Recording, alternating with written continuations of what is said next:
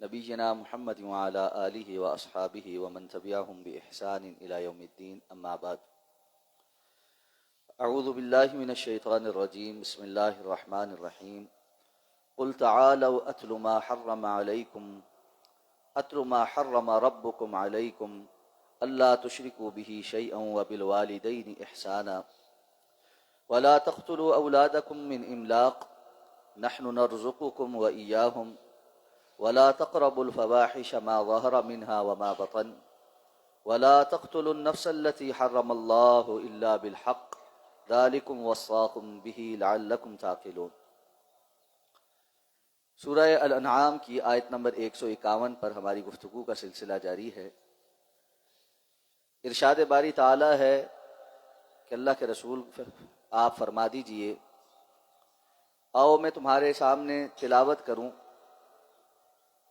وہ بات جو تمہارے رب نے تم پر حرام کی ہے کہ تم اللہ کے ساتھ کسی کو شریک نہ ٹھہراؤ اور والدین کے ساتھ احسان کرو اور اپنی اولاد کو مفلسی کی وجہ سے قتل نہ کرو، ہم تمہیں بھی رزق دیتے ہیں اور انہیں بھی رزق دیتے ہیں، اور تم فواحش کے قریب نہ جاؤ، بے حیائی کی باتوں کے قریب نہ جاؤ، خواہ ظاہر ہوں یا پوشیدہ ہوں۔ آیہ مبارکہ کے اس حصے تک تفصیلاً ہماری گفتگو مکمل ہو چکی۔ اگلا حکم ارشاد فرمایا وَلَا تَقْتُلُوا النَّفْسَ، تم کسی جان کو قتل نہ کرو، الَّتِي حَرَّمَ اللَّهُ، جس کو اللہ رب العزت نے حرمت دی ہے، الا بالحق، سوائے حق کے ساتھ، یعنی ناحق قتل کرنا یہ حرام ہے۔ قرآن مجید میں اللہ تعالیٰ نے ارشاد فرمایا من قتل نفسا بغیر نفس او فساد فی الارض فکأنما قتل الناس جمیعا، جس نے کسی شخص کو ناحق قتل کر دیا اور زمین میں فساد کیا، اس کو یہ سمجھ لینا چاہیے فَكَأَنَّمَا قَتَلَ النَّاسَ جَمِيعًا، اس نے تمام انسانیت کا قتل کر دیا۔ اور اسی طرح فرمایا وَمَنْ أَحْيَاهَا فَكَأَنَّمَا أَحْيَا النَّاسَ جَمِيعًا، جس نے کسی ایک نفس کو بچایا، ایک جان بچا لی، اس کو یہ سمجھ لینا چاہیے گویا اس نے ساری انسانیت کو بچایا۔ اور فرمایا من قتل نفسا مؤمنا متعمدا، جس نے کسی مومن کو جان بوجھ کر قتل کیا، فجزاؤہ جہنم، تو اس کا بدلہ جہنم کی صورت ہے جس میں وہ ہمیشہ رہے گا۔ یعنی کسی بھی جان کو ناحق قتل کر دینا اللہ رب العزت کے نزدیک سنگین جرم ہے، اور قتل کرنے والا یہ نہ سمجھے کہ اس نے کسی ایک بندے کو قتل کیا ہے، یہ انسانیت سوز کام ہے، اور ایسا ہی ہے گویا بندے نے تمام انسانوں کو ہی قتل کر دیا۔ رسول اللہ صلی اللہ علیہ وسلم کا ارشاد گرامی ہے، صحیح بخاری اور صحیح مسلم کی حدیث ہے، آپ نے فرمایا جو بندہ لا الہ الا اللہ محمد الرسول اللہ کا اقرار کر لے، اس کے بعد سوائے 3 صورتوں کے اس کا قتل جائز نہیں۔ ایک کہ وہ شخص شادی شدہ ہونے کے باوجود بدکاری کا ارتکاب کرے، زنا کرے، اس کی سزا رجم، موت کی سزا۔ اسی طرح جو شخص کسی کو قتل کرے تو اس قاتل کو قصاص کے طور پر قتل کیا جائے گا، موت کی سزا دی جائے گی۔ اور تیسرا آپ نے فرمایا دین اسلام کو قبول کرنے کے بعد مرتد ہو کر جماعت سے باہر نکل جانے والا، دین کو چھوڑ دینے والا بندہ، اس کی سزا بھی موت کی سزا۔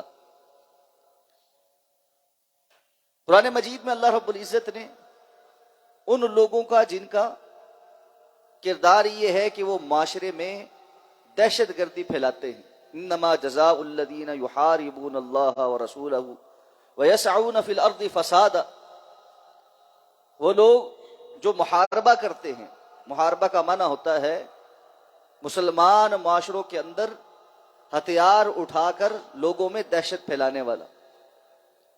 اللہ نے فرمایا جو اللہ اور اس کے رسول کے خلاف محاربہ کرتے ہیں ان کا بدلہ یہ ہے کہ وہ زمین میں فساد کرنے والے ایسے ہیں کہ ان یقتلوا، کہ وہ قتل کر دیے جائیں۔ یعنی زمین میں مسلمان معاشرے میں محاربہ کرنے والے، دہشت گردی پھیلانے والے، یہ دہشت گردی خواہ وہ اجتماعی صورت میں پھیلائیں یا کوئی انفرادی سطح پر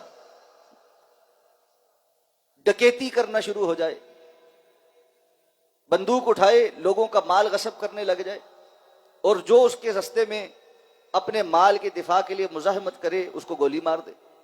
لوگوں میں ایک دہشت پھیل جائے کہ جی بس سب اپنا مال، جیسے ہی کوئی پستول نکالے گا آپ اس کو جو کچھ جیب میں ہے، موبائل ہے، پیسے ہیں، جو کچھ ہے، خواتین ہیں تو جو جیولری پہن رکھی ہے وہ سب اس کو دے دیں گی کہ جان بچا لی جائے، کسی طریقے سے جان بچ جائے۔ یہ وہ لوگ ہیں فرمایا جن کا قتل کرنا جائز ہے، ان کو قتل کرنا چاہیے کہ یہ زمین کے اندر فساد فی الارض کے مرتکب ہے۔ یا پھر جس نے جیسا جرم کیا ہے قاضی وقت اس جرم کو دیکھتے ہوئے ساتھ میں کچھ اور سزائیں بھی دے سکتا۔ ان تمام نصوص کو سامنے رکھ کر یہ بات سمجھ لیجئے کہ کسی جان کا قتل کر دینا بغیر کسی شرعی عذر کے یہ مسلمان کا شیوا نہیں ہو سکتا۔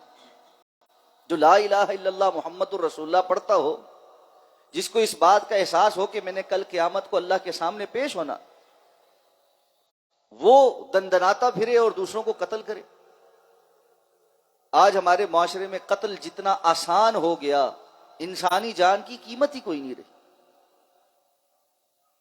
ہم مسلسل سوشل میڈیا پر ویڈیوز دیکھتے ہیں، روزانہ کی بنیاد پر دیکھ رہے، اسٹریٹ کرائمز کے نام پر جو قتل و غارت گری جاری اور ساری ہے، ایسے لگتا ہے کہ ہم بالکل اللہ رب العزت سے بے خوف ہو چکے۔ لوگوں نے اس بات کو بہانہ بنا لیا جی حالات خراب ہیں، بچوں کا پیٹ تو پالنا ہے، بچوں کا پیٹ اس قیمت پر پالنا ہے کہ بندوق اٹھائی اور نکل گئے باہر اور لوگوں کو لوٹنا شروع کیا۔ اور جو محنت کرنے والا بندہ باہر کہیں اپنے بچوں کے پیٹ پالنے کے لیے رزق حلال کی تلاش میں ہے، اس کو لوٹتے ہوئے ذرا سی مصائبت ہوئی یا شک پڑا تو گولی مار دی اور اس کو قتل کر دیا۔ یہ جو کرنے والا ہے اس کو کوئی پوچھے تمہیں کوئی اس طرح لوٹے اور قتل کرے تو تمہیں کیسا لگے؟ اس لیے اس معاملے میں اللہ سے ڈریے، اس پیغام کو عام کیجیے کہ چند روپوں کی خاطر دوسروں کی جان لینے والا قیامت کے روز اللہ کے سامنے کس حیثیت میں کھڑا ہوگا۔ اسی طرح ہمارے ہاں علاقوں میں، دیہاتی علاقوں میں زیادہ ہے یہ معاملہ، زمین کے جھگڑے، زمین میں پانی لگانے کے جھگڑے، راستے کے جھگڑے، دو باتیں اس نے کی، دو باتیں ادھر سے اس نے کی، دونوں گھر گئے، بندوق اٹھائی، جس کا موقع لگا اس نے دوسرے کو قتل کر دیا۔ آپ صلی اللہ علیہ وسلم نے فرمایا قاتل اور مقتول دونوں جہنمی۔ صحابہ کرام نے حیران ہو کر پوچھا اللہ کے رسول مقتول قاتل جہنمی ہے تو چلو سمجھ آتی، مقتول کس بات پہ جہنمی؟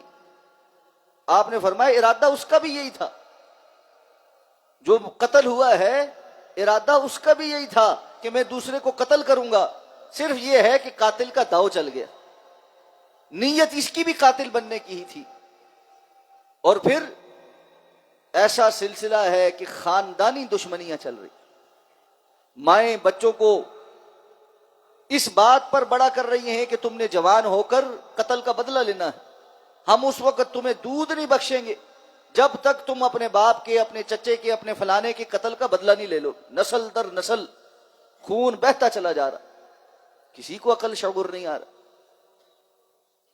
تو یہ جو خاندانی دشمنیاں ہیں جس میں دونوں اطراف اس بات پر ہیں کہ بس ہمارا داؤ لگے تو ہم قتل کریں گے، یاد رکھیں قتل نہ بھی کیا اس حالت میں مر گئے تب بھی جہنمی۔ اللہ ہمیں اس قتل و غارت گری سے محفوظ فرمائے۔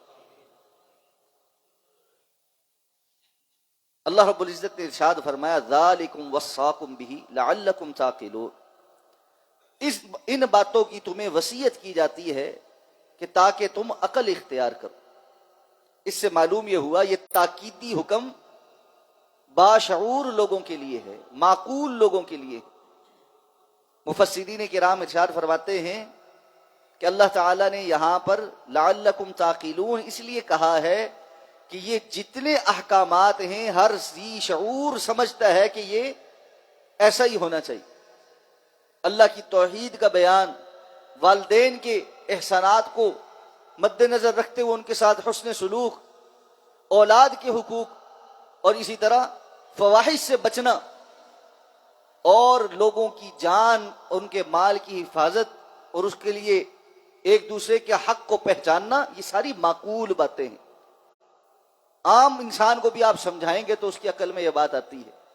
اس سے یہ بھی پتہ چلتا ہے جو ان میں سے کسی بھی حکم کی مخالفت میں جاتا ہے وہ عقل سے عاری انسان۔ ہم میں سے کوئی نہیں چاہتا کہ اس کو کہا جائے تم بے وقوف ہو، لیکن عملی طور پر بہت سارے لوگ ایسی حماقتیں کرتے ہیں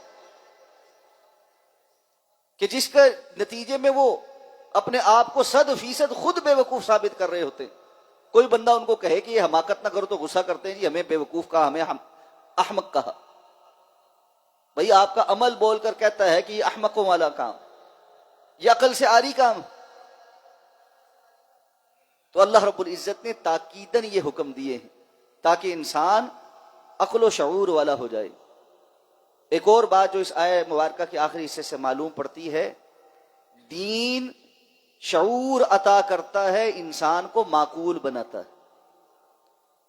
دیندار آدمی باشعور ہوتا ہے۔ ہمارے ہاں بعض لوگوں کی اپنی حماقتوں کی وجہ سے ان کے ظاہری حلیے جو دیندار حلیہ ہوتا ہے اس کی وجہ سے ان کے کرتوت دین کے کھاتے میں ڈل جاتے۔ دین ان تمام بے وقوفیوں سے بری الذمہ ہے۔ دین عقل سکھاتا، شعور سکھاتا۔ انسان جب دین پر چلنا شروع ہوتا ہے تو اللہ رب العزت حقیقی معنوں میں دین پر چلنے والوں کے لیے بصیرت کے رستے کھول دیتے۔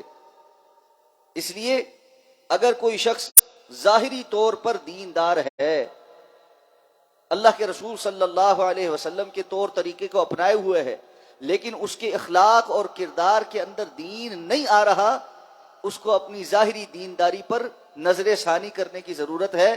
ضرور کہیں نہ کہیں کوئی بہت سنگین غلطی ہے جس کی وجہ سے یہ دین اس کے اخلاق اور کردار کے اندر جھلک نہیں رہا۔